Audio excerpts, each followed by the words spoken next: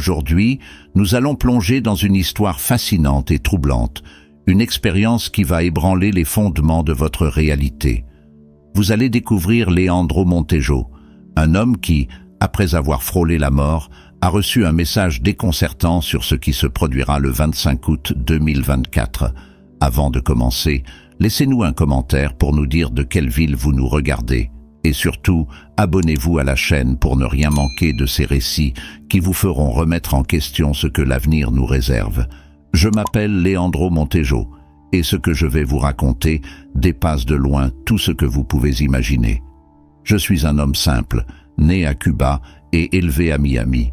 Je suis arrivé aux États-Unis jeune, apportant avec moi la détermination de construire une vie meilleure. Ce ne fut pas facile, mais avec beaucoup de travail et de persévérance, j'ai réussi à m'établir ici. J'ai toujours été un homme pragmatique, les pieds ancrés dans la terre. Je croyais en la science, en des faits concrets. Les histoires de phénomènes surnaturels et autres n'avaient que peu d'importance pour moi. Pour moi, tout avait une explication logique. C'était du moins ma croyance jusqu'à ce jour.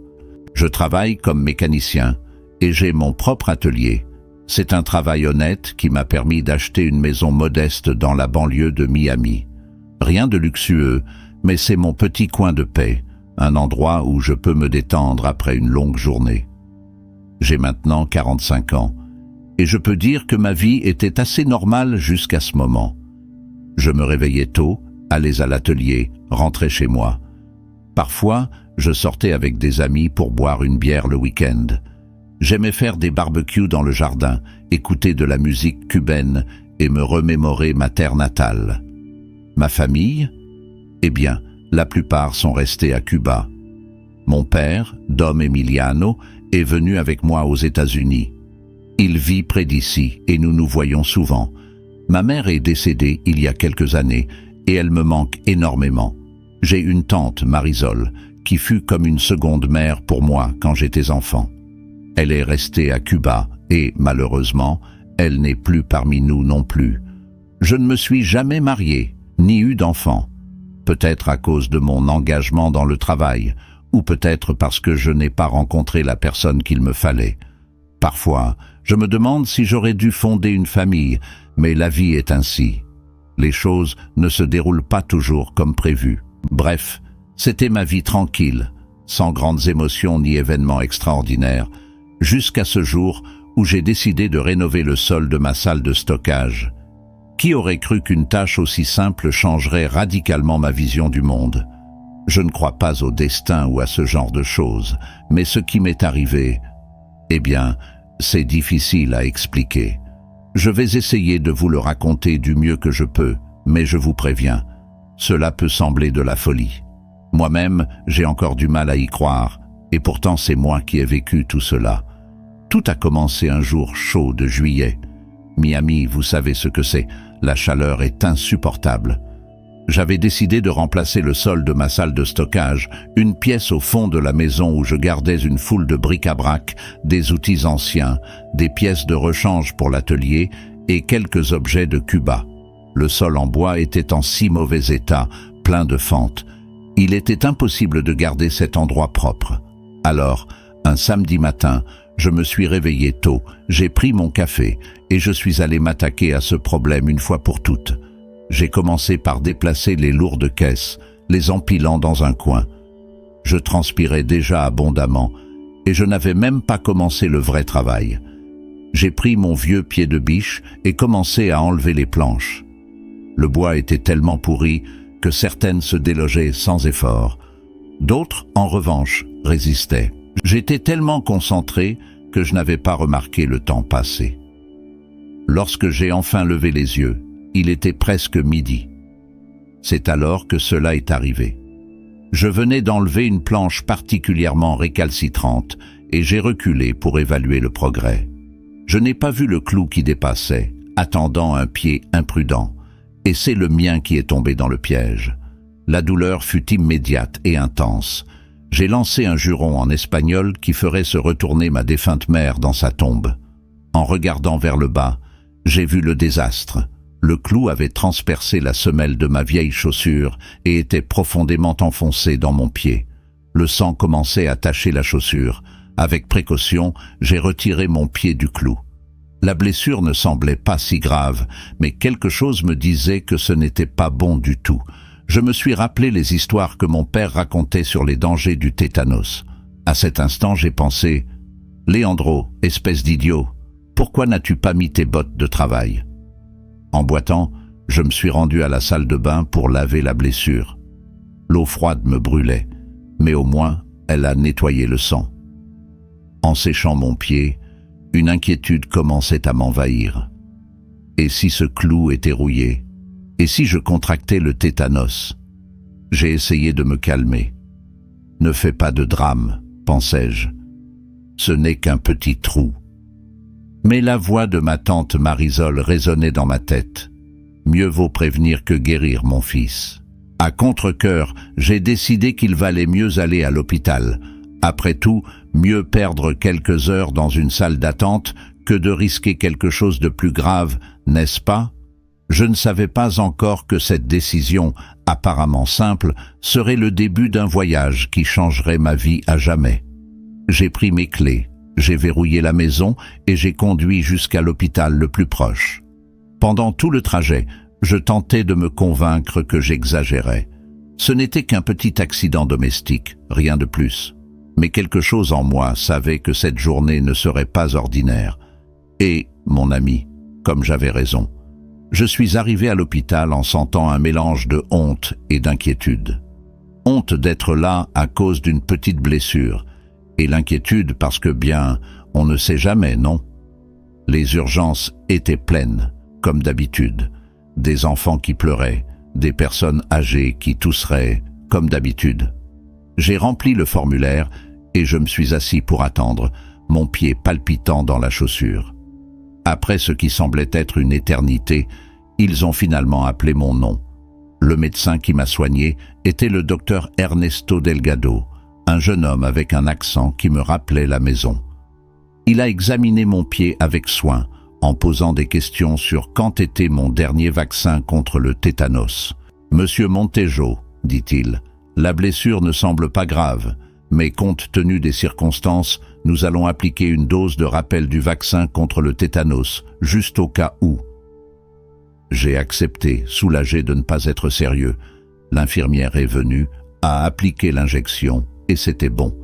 Je pensais que c'était tout, que je pouvais rentrer à la maison et finir mon travail sur le sol, mais le docteur a insisté pour que je reste en observation pendant quelques heures, juste pour s'assurer qu'il n'y aurait pas de réaction au vaccin. J'étais réticent.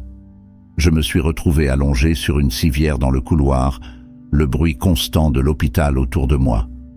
Les heures passaient lentement, et je commençais à me sentir fatigué. Je pensais que c'était juste l'ennui.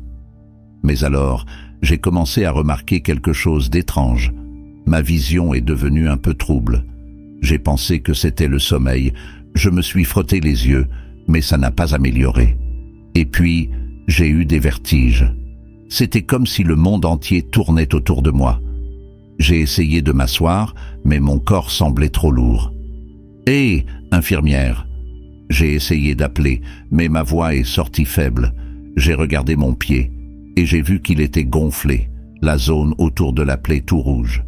Mon cœur a commencé à battre plus vite. Quelque chose n'allait pas. Très mal. Docteur Delgado est apparu, son visage avec un masque de préoccupation. Il me parlait, mais les mots semblaient lointains, comme s'il parlait sous l'eau. J'ai pris quelques mots à la légère. Réaction allergique, infection, pénicilline. J'ai vu le médecin prendre une grosse seringue. J'ai senti la piqûre dans mon bras, mais c'était comme si cela se passait avec quelqu'un d'autre. La dernière chose dont je me souviens est le docteur Delgado qui criait à l'aide. Et puis, c'est à ce moment que tout a changé, que ma perception de la réalité, de la vie et de la mort a été complètement transformée. Ce qui s'est passé ensuite, eh bien, il n'y a pas de mots pour décrire, mais je vais essayer. C'est une histoire qui doit être racontée. Après que j'ai perdu conscience, tout est devenu rien. Littéralement rien. Il n'y avait pas de lumière, pas de son, pas de sensation d'être dans un endroit. C'était comme si j'avais cessé d'exister. Mais en même temps, j'étais plus consciente que jamais. Dans ce vide absolu, quelque chose d'étrange s'est passé. Je n'avais plus de corps, du moins pas dans le sens physique que nous connaissons. C'était comme si j'étais juste une conscience pure, flottant dans le vide. Et la chose la plus incroyable est que je n'avais pas peur. Au contraire, une paix profonde m'enveloppa. Tout le poids de la vie, toutes les inquiétudes et peurs que nous portons disparurent complètement. J'étais pas seul. Il y avait une présence, quelque chose que je ne pouvais pas voir mais que je sentais clairement. Il était comme observé par une force qui émanait une puissance indescriptible. Il n'y avait pas de mots, mais une communication silencieuse et directe, comme si j'étais connecté à une connaissance universelle. Tout à coup, ce vide a commencé à changer. Je ne peux pas dire exactement ce qui s'est passé, mais c'était comme si l'espace autour de moi se courbait, se modelait, jusqu'à ce que je me retrouve dans un endroit complètement différent. Je flottais sur un vaste champ, couvert d'une brume dorée. C'était comme si le sol lui-même dégageait une lumière douce et accueillante. Au loin, des montagnes imposantes se dressaient, leur silhouette contre un ciel qui changeait de couleur constamment, passant du bleu au violet, du rouge à l'or, comme une toile vivante. Il y avait une beauté indescriptible dans cet endroit, quelque chose qui transcendait tout ce que j'avais déjà vu sur la terre. Alors, j'ai vu quelque chose qui m'a laissé sans voix. Une ville, mais pas une ville ordinaire. C'était une ville faite de lumière, avec des bâtiments qui semblaient faits de cristal, brillants d'une intensité qui ne blesserait pas les yeux. Et quelque part, une chanson, une mélodie si parfaite qu'elle semblait résonner dans l'âme. Je savais, d'une certaine manière, que j'étais dans un lieu sacré, un lieu au-delà de notre compréhension humaine. Mais en même temps, il y avait une étrange familiarité, comme si j'avais déjà été là auparavant, peut-être dans un autre temps ou dans un autre état d'existence.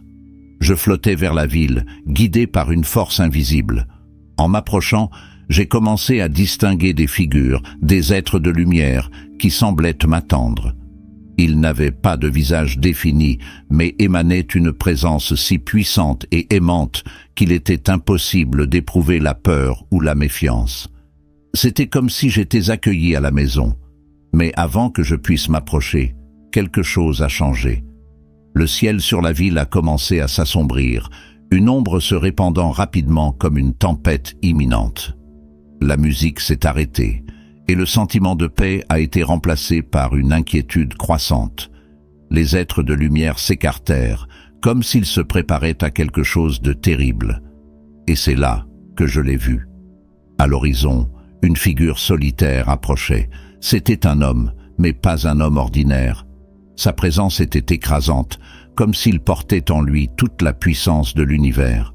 Il portait une longue robe sombre, et son visage était obscurci, mais ses yeux brillaient avec une intensité presque insupportable. Il s'approcha, et quand il se tint enfin devant moi, je pouvais sentir sa voix résonner dans mon esprit sans qu'il ait besoin de bouger les lèvres. « Leandro Montejo, dit-il, vous avez été choisi pour voir ce qui est à venir. Ce que je vais vous montrer n'est pas une destination fixe, mais un avertissement. L'avenir de l'humanité est entre vos mains. » Avec un mouvement de sa main, l'espace autour de nous se déformait, et soudain, nous étions dans un endroit complètement différent. J'étais au milieu d'une ville, mais pas une ville comme nous la connaissons. Il était un lieu de ruines, où les bâtiments modernes étaient tombés, couverts de végétation, comme s'ils avaient été abandonnés pendant des siècles. Il n'y avait pas de vie, juste le bruit du vent soufflant à travers les structures en ruine. « Ce que vous voyez est ce qui peut arriver, » dit-il. « L'avenir n'est pas fixé, mais suit les choix que vous faites dans le présent. Le 25 août 2024, le monde sera à la croisée des chemins. Ce sera un jour où une grande décision sera prise, et cette décision déterminera le cours de l'humanité. » J'étais confus et terrifié, ne sachant pas quoi faire avec cette information. Mais le chiffre ne m'a pas donné le temps de réfléchir. Il leva la main et le paysage changea à nouveau. Nous étions de retour sur le Champ d'Or, mais la ville lumière était différente. Elle semblait lointaine, presque inaccessible, et l'ombre qu'elle menaçait auparavant était plus proche, comme si elle avalait tout sur son chemin. « Vous devez avertir les autres, » dit-il. « Le destin de l'humanité en dépend.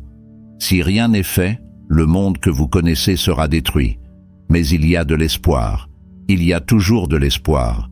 Vous avez le pouvoir de changer l'avenir, mais vous devez agir maintenant. Le temps presse. » Et avec ces mots, tout disparut. La campagne, la ville, l'homme, tout s'est dissipé dans les ténèbres et j'ai senti mon corps être tiré en arrière, comme si je me faisais aspirer dans une réalité lointaine. J'ai ouvert les yeux et je suis de retour à l'hôpital, avec le docteur Delgado et une équipe d'infirmières autour de moi. Ils étaient visiblement soulagés de voir que je m'étais réveillé. Ma première réaction fut de penser que tout avait été un rêve, une hallucination provoquée par la peur et le remède. Mais au fond, je savais que ce n'était pas tout. Je savais que ce que j'avais vu était réel et que j'avais une mission, avertir le monde de ce qui allait arriver. Je fermais les yeux, sentant la fatigue m'envahir. Avant de m'endormir, j'ai entendu la voix de ma tante Marisol chuchoter à mon oreille « Et foi, mon fils !» Le lendemain matin, le docteur Delgado est venu tôt pour faire une évaluation et il était satisfait de mon rétablissement. « Si cela continue, Monsieur Montejo, nous pourrons vous laisser partir demain, » dit-il avec un sourire. Mon père était rentré chez lui pour se reposer un peu, mais il est revenu juste après le déjeuner. Il semblait avoir vieilli de 10 ans cette nuit-là. Il s'est assis à côté de mon lit, ses yeux montrant encore de l'inquiétude. « Comment vous sentez-vous, mon fils ?» demanda-t-il, sa voix fatiguée. « Mieux, papa, » répondis-je. « Bien mieux. » Nous restons en silence un instant. Je savais que je devais lui parler de mon expérience, mais je ne savais pas par où commencer. Comment expliquer quelque chose d'aussi inexplicable ? « Papa, » j'ai commencé, hésitant. Quelque chose s'est passé pendant que j'étais là. Vous savez, quand mon cœur s'est arrêté. Mon père m'a regardé avec curiosité. « Que voulez-vous dire, Leandro ?» J'ai pris une grande inspiration et commencé à raconter. J'ai parlé du vide, de mon propre corps vu d'en haut. J'ai parlé de l'être de lumière et de son message énigmatique. Et enfin, j'ai parlé de ma rencontre avec tante Marisol. Pendant que je parlais, j'ai vu les expressions sur le visage de mon père changer. D'abord surprise, puis incrédulité, et enfin un mélange de préoccupation et d'espoir. Quand j'ai fini, nous sommes restés silencieux pendant longtemps. Mon père regardait par la fenêtre, perdu dans ses pensées. Finalement, il s'est tourné vers moi. « Leandro », il a commencé, sa voix grave. « Vous savez que je suis un homme pratique. J'ai toujours cru en ce que je peux voir et toucher. » Il a fait une pause, comme s'il choisissait soigneusement ses prochains mots. « Mais il y a des choses dans ce monde que nous ne pouvons pas expliquer. Sa mère, elle disait toujours qu'il y avait plus entre le ciel et la terre que ce que notre philosophie peut comprendre. » Il a pris ma main, en la serrant doucement. « Je ne sais pas ce qui t'est arrivé, mon fils. Peut-être que c'était un rêve, peut-être que c'était réel. Mais je sais que tu as changé. Je peux le voir dans tes yeux. J'ai senti des larmes se former dans mes yeux. Crois-tu en moi, papa ?» Il sourit, ce sourire qui me faisait toujours sentir en sécurité quand j'étais enfant. « Je crois que tu as vu quelque chose de profond et significatif, Leandro, et si cela vous a donné un but, une mission, eh bien, qui suis-je pour remettre en question ?» J'ai ressenti un immense soulagement. Mon père ne comprenait peut-être pas tout à fait, mais il croyait en moi. C'était tout ce dont j'avais besoin à ce moment-là. « Et tante Marisol ?» continua-t-il, sa voix saisie d'émotion. « Elle a dit qu'elle était fière de toi ?» Absent, incapable de parler. Mon père sourit, les larmes aux yeux. « Eh bien, je peux le croire complètement, parce que moi aussi, mon fils, très fier de toi. » À ce moment-là, j'ai ressenti une connexion avec mon père plus forte que jamais. J'ai réalisé que, peu importe ce que le futur me réservait, peu importe la mission qui m'était confiée, je ne serais pas seul. Mon père serait à mes côtés, me soutenant, me guidant. Et avec cette pensée, j'ai senti une vague de force et de détermination m'envahir. J'étais prêt à faire face à ce qui m'attendait. J'étais prêt à accomplir ma mission, quelle qu'elle soit. Finalement, le jour de ma sortie est arrivé. Le docteur Delgado a fait une dernière évaluation et, satisfait de mon rétablissement, il a signé les papiers de libération. Avant de partir, il m'a tiré sur le côté. « Monsieur Montejo, dit-il, son ton sérieux, ce qui vous est arrivé, eh bien, ce n'est pas quelque chose que nous voyons tous les jours. Votre rétablissement a été remarquable. » Il a fait une pause, comme s'il envisageait ses prochains mots. « J'ai entendu dire que vous avez eu une expérience alors que vous étiez inconscient. Je ne suis pas un homme religieux, monsieur Montejo, mais j'ai vu des choses dans cet hôpital qui défient les explications médicales. Si ce que vous avez vécu vous a apporté la paix ou le but, accrochez-vous à cela. » Assenti, reconnaissant pour vos paroles. « Merci, docteur, pour tout. » Mon père m'a aidé à rassembler mes affaires et m'a accompagné jusqu'à la voiture. Le chemin du retour était silencieux, chacun de nous perdu dans ses propres pensées. Quand nous sommes arrivés, j'ai été surpris de voir que la salle de stockage, où tout avait commencé, était propre et bien organisée. Le nouveau plancher était installé. Ses amis de l'atelier sont venus aider, mon père a expliqué. Ils ont dit que c'était le moins qu'ils pouvaient faire. J'ai été touché par la gentillesse de mes amis. C'était un rappel que même dans les moments les plus difficiles, nous ne sommes pas seuls. Les jours qui ont suivi, j'ai essayé de revenir à ma routine normale. Je fermais les yeux et me sentais fatigué. Avant de m'endormir, j'entendis ma tante Marisol parler, mais bientôt la voix s'est dissipée dans le silence de la chambre. Le lendemain matin, le docteur Delgado est venu tôt pour faire une évaluation et il était satisfait de ma récupération. « Si cela continue, monsieur Montejo, nous pourrons vous donner congé demain, » dit-il avec un sourire. Mon père était rentré chez lui pour se reposer un peu, mais il est revenu juste après le déjeuner. Il avait l'air d'avoir vieilli de 10 ans cette nuit-là. Il s'est assis à côté de mon lit, ses yeux montrant encore de l'inquiétude. « Comment te sens-tu, mon fils ?» demanda-t-il, sa voix fatiguée.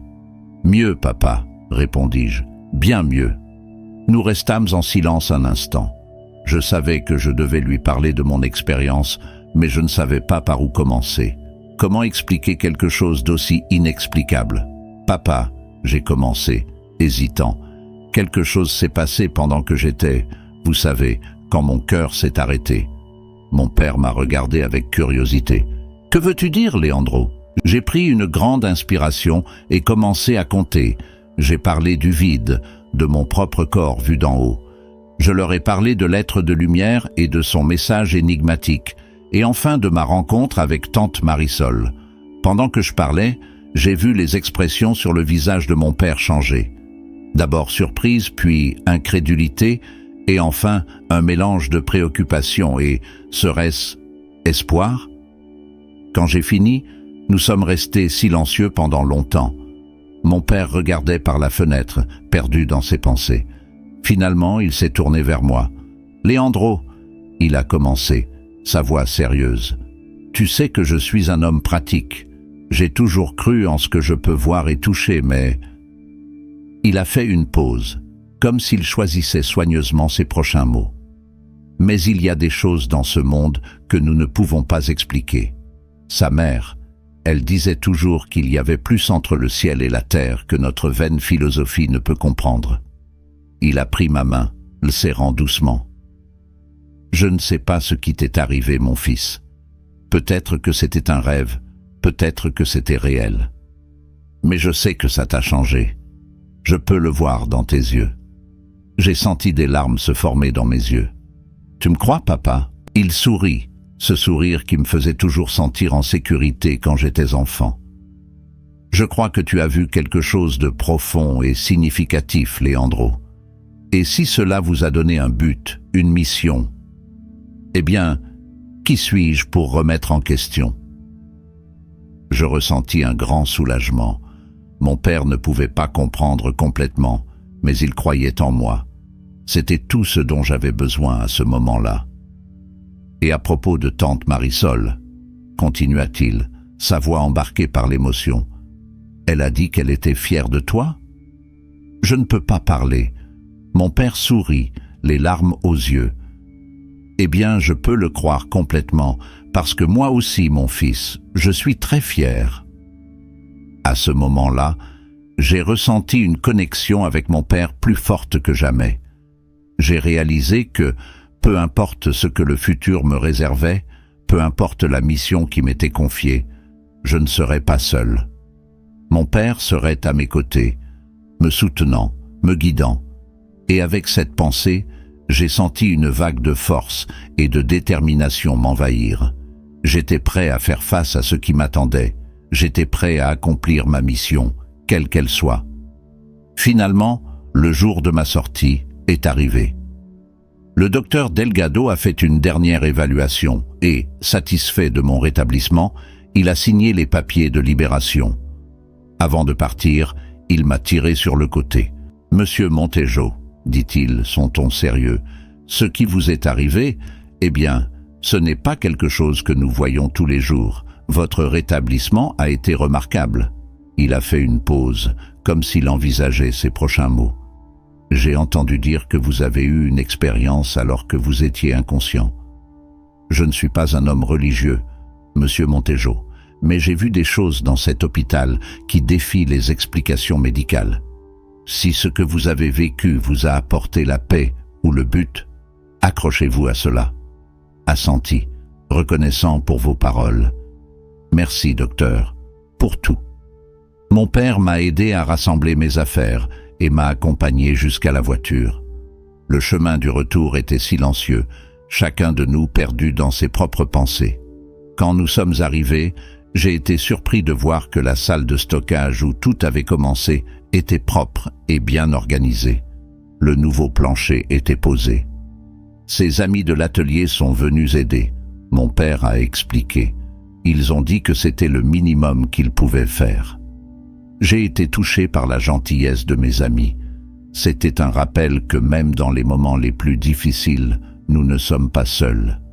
Les jours suivants, j'ai essayé de reprendre ma routine normale. Je suis retourné à l'atelier, remercier mes amis pour leur aide, mais quelque chose avait changé. J'avais changé. Les paroles de l'être de lumière et de tante Marisol résonnaient constamment dans mon esprit. J'avais une mission, une responsabilité. Mais qu'est-ce que cela signifie exactement? Comment dois-je me préparer? Et comment pourrais-je aider les autres à se préparer pour quelque chose que même moi, je ne comprenais pas complètement? Le soir, allongé dans mon lit, je relatais mon expérience en essayant d'en tirer quelque chose. La paix que j'ai ressentie dans ce vide, l'amour que j'ai ressenti à la rencontre avec tante Marisol, tout cela semblait si lointain maintenant, comme un rêve qui s'éteint au réveil. Mais je savais que ce n'était pas un rêve. C'était réel, aussi réel que l'air que je respirais. Et peu à peu, j'ai commencé à percevoir des changements subtils en moi. J'ai commencé à voir le monde différemment. Les petites irritations quotidiennes ne m'affectaient plus autant.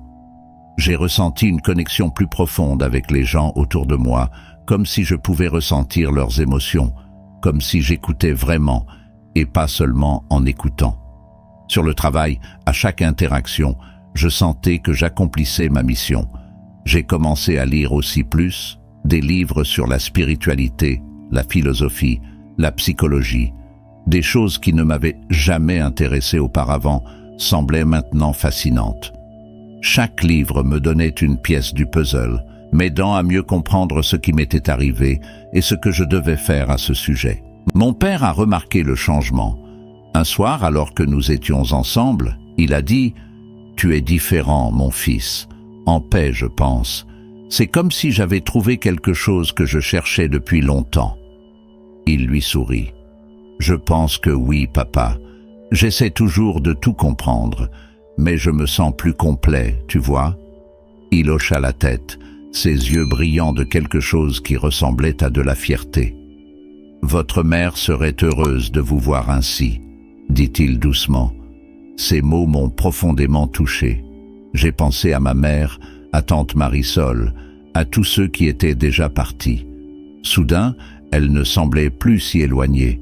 Les mois qui ont suivi ont été d'une profonde transformation, non seulement pour moi, mais aussi pour le monde autour de moi.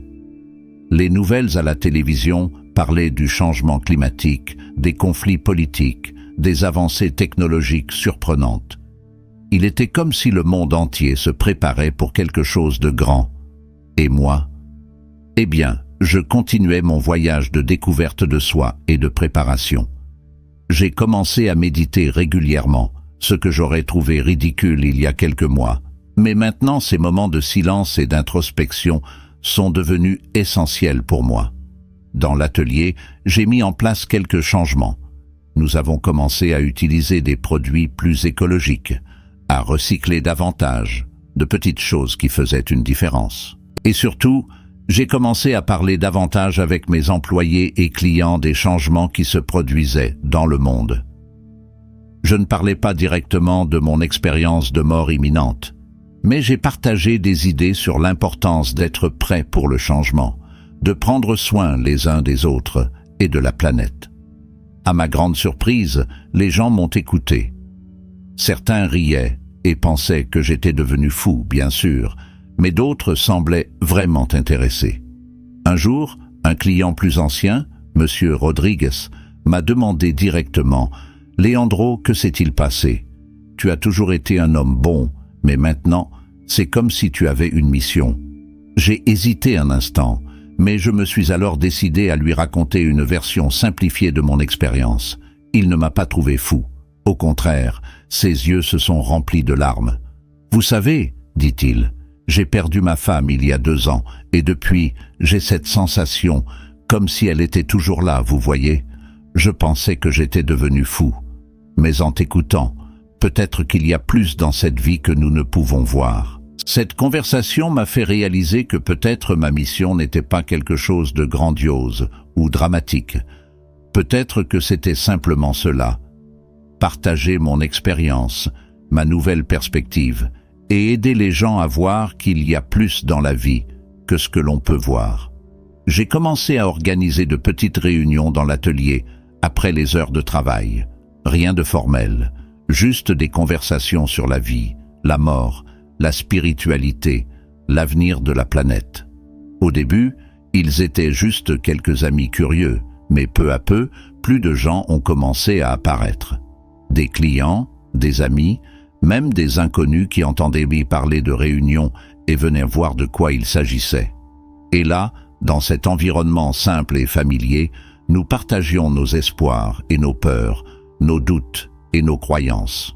Je n'ai jamais essayé d'imposer mes idées. Je n'écoutais que ce que j'avais appris. Je partageais ce que j'avais appris et surtout, je tentais de montrer que peu importe ce que l'avenir nous réserve, nous serions ensemble dans cette aventure. C'est ainsi que j'accomplissais ma mission. Une conversation à la fois, un petit geste de bonté, une graine d'espoir plantée. Et chaque fois que je regardais le ciel nocturne, je me rappelais la lumière que j'avais vue dans ce vide, la paix que j'avais ressentie. Et je savais que quoi qu'il m'arrive, j'étais sur la bonne voie. Parce qu'au final, la mission qui m'a été donnée n'était pas de sauver le monde ou de changer le destin de l'humanité. Il s'agissait de quelque chose de beaucoup plus simple et en même temps infiniment plus important. Vivre ma vie avec amour, compassion et but, et aider les autres à faire de même.